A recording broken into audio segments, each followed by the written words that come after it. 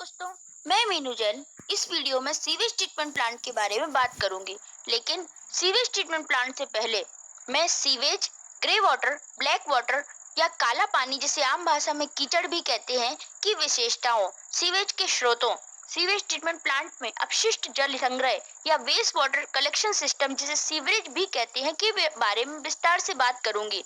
इसके बाद इस वीडियो के लास्ट पार्ट में activated sludge process based sewage treatment plant की एनिमेटेड प्रोसेस फ्लो डायग्राम की हर एक प्रोसेस को रियल इमेजेस की मदद से कंप्लीट प्रोसेस को एक्सप्लेन करूंगी। तो दोस्तों, उम्मीद है कि यह वीडियो आपके लिए सीवेज ट्रीटमेंट प्लांट के बारे में बहुत सारी जानकारी पाने में मददगार होगा। इसीलिए आप सभी से मेरा निवेदन है कि ये वीडियो पूरा देखें, क्योंकि इस वीडियो के अंत में आप सीवेज ट्रीटमेंट प्लांट को अच्छे से समझ चुके होंगे। और यदि आपको यह वीडियो पसंद आता है तो लाइक बटन दबाएं और मेरे चैनल को सब्सक्राइब करना ना भूलें। सीवेज ट्रीटमेंट प्लांट की जानकारी से पहले यह जानना आवश्यक है कि सीवेज क्या है। हम आमतौर पर सोचते हैं कि सीवेज केवल शौचालय या टॉयलेट से निकला हुआ वेस्ट वाटर है, लेकिन नहीं। सीवेज केवल शौचालय अपशिष्ट या टॉयलेट वेस्ट वाटर ही नहीं, बल्कि आपके shower, bathtub, washing machine, dish washer, रसोई, सिंक और शौचालय से निकला हुआ वेस्ट वाटर या गंदा पानी भी होता है। और दिलचस्प बात तो यह है कि सीवेज वास्तव में 99% पानी ही होता है। 4 व्यक्तियों का परिवार रोजाना लगभग 400 से 500 लीटर सीवेज का उत्पादन करता है। दूसरी ओर सीवरेज, सीवेज को इकट्ठा करके ट्रीट करने के लिए इस्तेमाल की जाने वाली पाइपिंग, पंपिंग और ट्रीटमेंट फैसिलिटी होती है। सीवेज में ज्यादा ग्रे वाटर, काला पानी, साबुन, डिटर्जेंट और टॉयलेट पेपर होते हैं। Grey water wash basin, shower और नहाने इत्यादि द्वारा जनरेट हुआ गंदा पानी या वेस्ट वाटर होता है। लेकिन रसोई के सिंक या शौचालय से निकला हुआ पानी नहीं होता। और ग्रे कलर के गंदे पानी को ट्रीट करके रिसाइकल करके साइट पर ही फ्लशिंग, सिंचाई और कंस्ट्रक्टेड वेटलैंड इत्यादि में इस्तेमाल किया जा सकता है। और ब्लैक वाटर या टॉयलेट फ्लशिंग और रसोई के सिंक से निकला हुआ वेस्ट वाटर को बैक्टीरिया, वायरस और रोगजनकों द्वारा पॉल्यूट होने के कारण, बीमारियों के फैलने का खतरा होने के कारण घर में पुनः उपयोग या रिसाइकलिंग नहीं किया जाना चाहिए। इस तरह अलग अलग स्रोतों से उत्पन्न हुआ सीवेज या घरेलू उपयोग किया गया गंदा पानी, शौचालयों से निकला हुआ वेस्ट वाटर सीवरेज सिस्टम के माध्यम से सीवेज ट्रीटमेंट प्लांट में आता है। लेकिन यहाँ सवाल यह है कि किसी भी नदी या किसी भी जल निकाय या लोकल वाटर बॉडीज में डिस्चार्ज से पहले सीवेज को ट्रीट ही क्यों किया जाना चाहिए? सीवेज डिस्चार्ज नॉर्म्स के लिए पर्यावरण एजेंसियां इतनी सख्त क्यों हैं?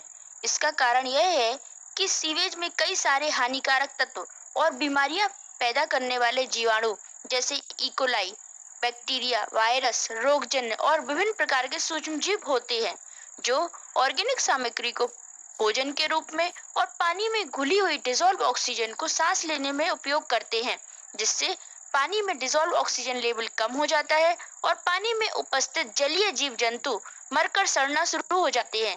इसीलिए अनट्रीटेड सीवेज को नदियों, समुद्रों में डिस्चार्ज करना या निर्वहन करना बहुत ही हानिकारक होता है, क्योंकि यह पानी के पूरे स्रोतों को प्रदूषित कर सकता है। आइए अब देखते हैं कि सीवेज ट्रीटमेंट प्लांट में क्या होता है। यहाँ activated sludge process based conventional sewage treatment plant का प्रोसेस फ्लो डायग्राम दिखाया गया है। यहाँ अलग अलग यूनिट ऑपरेशन की वर्किंग उनकी रियल इमेजेस के साथ एनिमेटेड प्रोसेस फ्लो डायग्राम में दिखाई गई है। शुरुआत में सीवेज सोर्स से जनरेट हुआ रॉ सीवेज सीवरेज यानी सीवेज कन्वेइंग सिस्टम की मदद से सीवेज ट्रीटमेंट प्लांट के इनलेट चैम्बर में पंप किया जाता है। इनलेट चैम्बर का उद्देश्य इनलेट वेलोसिटी को कम करना और आगे के यूनिट ऑपरेशन के लिए यूनिफॉर्म प्रोवाइड करना होता है। स्टिलिंग या इनलेट चैम्बर से वेस्ट वाटर स्क्रीन चैम्बर में जाता है। स्क्रीनिंग प्राइमरी ट्रीटमेंट का पहला यूनिट ऑपरेशन है। स्क्रीन्स, जिसे आम भाषा में छन्ना भी कहते हैं, का उपयोग कचरा, पॉलीथीन, लत्ता, कागज, प्लास्टिक, धातुओं, सस्पेंडेड ऑर्गेनिक और इनऑर्गेनिक मटेरियल के फिजिकल सेपरेशन के लिए किया जाता है। स्क्रीन्स लगे होने से जब यही वेस्ट वाटर अगली यूनिट्स में जाता है, तो आगे की इक्विपमेंट, पाइपिंग्स और फिटिंग्स इत्यादि के टूटने, खराब होने और चोक होने इत्यादि डैमेजेस से बचाया जा सकता है। आमतौर पर कोर्स स्क्रीन या मोटे जाले की छन्नी के बाद फाइन स्क्रीन या बारीक छन्नी का उपयोग स्क्रीनिंग ऑपरेशन में किया जाता है। कोर्स स्क्रीन की जालियों में 15 से 40 मिलीमीटर तक का गैप होता है, जबकि फाइन स्क्रीन की जालियों में 0.035 से 6 मिलीमीटर तक का गैप होता है, जिससे इस साइज से बड़े पार्टिकल्स स्क्रीन पर ही रुक जाते हैं। स्क्रीन चैम्बर के बाद सीवेज का पानी ग्रिड चैम्बर में जाता है। ग्रिड चैम्बर प्राइमरी ट्रीटमेंट का दूसरा यूनिट ऑपरेशन है, जहां इनऑर्गेनिक सॉलिड्स जैसे सैंड, रेत, राख, क्लिंकर, अंडे के छिकले, हड्डी के क्लिप और इनर्ट मटेरियल के मोटे कणों को हटा दिया जाता है। ग्रेट चैम्बर के बाद अपशिष्ट जल या सीवेज का पानी को प्राइमरी ट्रीटमेंट के तीसरे यूनिट ऑपरेशन प्राइमरी क्लैरिफायर में भेजा जाता है, जहां 1.5 से 2.5 घंटे का डिटेंशन टाइम देने की वजह से सेटल होने योग्य ऑर्गेनिक सॉलिड पार्टिकल्स क्लैरिफायर की सतह में सेटल हो जाते हैं। प्राइमरी क्लैरिफायर में फैट, ऑयल और grease floating material waste water के ऊपर तैरने लगते हैं, जिसे स्कम रिमूवल की मदद से हट अलग कर लिया जाता है। एफिशिएंटली डिजाइन और ऑपरेटेड प्राइमरी क्लैरिफायर में 50 से 70% सस्पेंडेड सॉलिड और 25 से 40 बीओडी को हटाया जा सकता है। और प्राइमरी क्लैरिफायर सेकेंडरी क्लैरिफायर की ऑर्गेनिक लोड को भी कम करता है। प्राइमरी क्लैरिफायर के बाद प्राइमरी ट्रीटमेंट पूरा हो जाता है और सेकेंडरी ट्रीटमेंट शुरू हो जाता है, जिसमें प्राइमरी क्लैरिफायर का वेस्ट वाटर एरेशन टैंक में जाता है, जहां सीवेज में एयर मिक्स की जाती है। एयर मिक्स करने के लिए या तो सरफेस एरेटर या डिफ्यूज एरेशन का इस्तेमाल किया जाता है।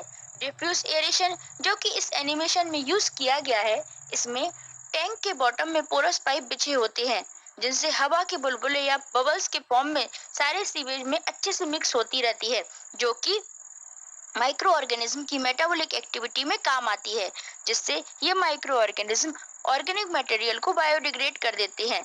Aeration tank sewage treatment plant का मुख्य हिस्सा होता है। इसका उपयोग बीओडी को हटाने के लिए, डिसॉल्व गैसेस जैसे हाइड्रोजन सल्फाइड इत्यादि को निकालने और कार्बनिक पदार्थों या ऑर्गेनिक मटेरियल की ऑक्सीडेशन के लिए किया जाता है। एयर मिक्स करने से वेस्ट वाटर में डिसॉल्व ऑक्सीजन लेवल भी बढ़ जाता है, जिससे गंध और बदबू बढ़ाने वाले बहुत सारे ऑर्गेनिक कंपाउंड और गैसेस आदि हट जाते हैं। पानी में घुले आयरन और मैग्नीज के आयंस भी ऑक्सीडाइज होकर इंसॉल्युबल फ्लॉक्स में बदल जाते हैं, जो कि फ्लॉकुलेशन से अलग हो जाते हैं। इस तरह पानी में अधिकांश दिखने वाली गंदगी खत्म हो जाती है और जो भी फ्लॉक्स या सस्पेंडेड पार्टिकल्स, सॉलिड पार्टिकल्स बचते हैं, वो अगले यूनिट ऑपरेशन में अलग कर लिए जाते हैं।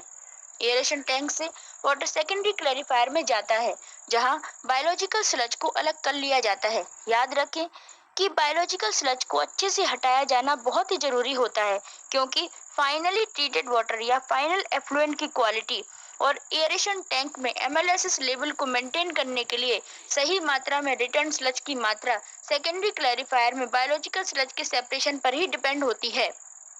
सेकेंडरी क्लैरिफायर टैंक के आउटलेट में पानी को डिसइंफेक्ट या कीटाणु रहित करने के लिए क्लोरीन मिलाया जाता है। क्लोरीनेशन के बाद सेकेंडरी क्लैरिफायर टैंक के ट्रीटेड पानी को ट्रीटेड वाटर कलेक्शन टैंक में कलेक्ट किया जाता है और उसके बाद फाइनल डिस्पोजल गार्डन और टॉयलेट फ्लशिंग इत्यादि के लिए आवश्यकता के अनुसार किया जाता है। सेकेंडरी क्लैरिफायर से और प्राइमरी क्लैरिफायर से एक्सेस स्लज को स्लज थिकनर में भेजा जाता है, जहां से फिल्टर वाटर को थिकनर की टॉप साइड वॉल में लगे लॉन्डर से वापस एरेशन टैंक में और थिक स्लज को थिकनर के बॉटम से स्लज डाइजेस्टर में पंप किया जाता है। स्लज डाइजेस्टर में ऑर्गेनिक स्लज का एनरोबिक माइक्रो ऑर्गेनिज्म ऑक्सीजन की एब्सेंस में एनरोबिक बायोडिग्रेडेशन करते हैं और थिक स्लज या डाइजेस्टेड स्लज और गैसेस में बदल देते हैं। गैसेस जैसे मीथेन, कार्बन मोनोऑक्साइड इत्यादि डाइजेस्टर की कोनिकल टॉप से गैस होल्डर में कलेक्ट होती है।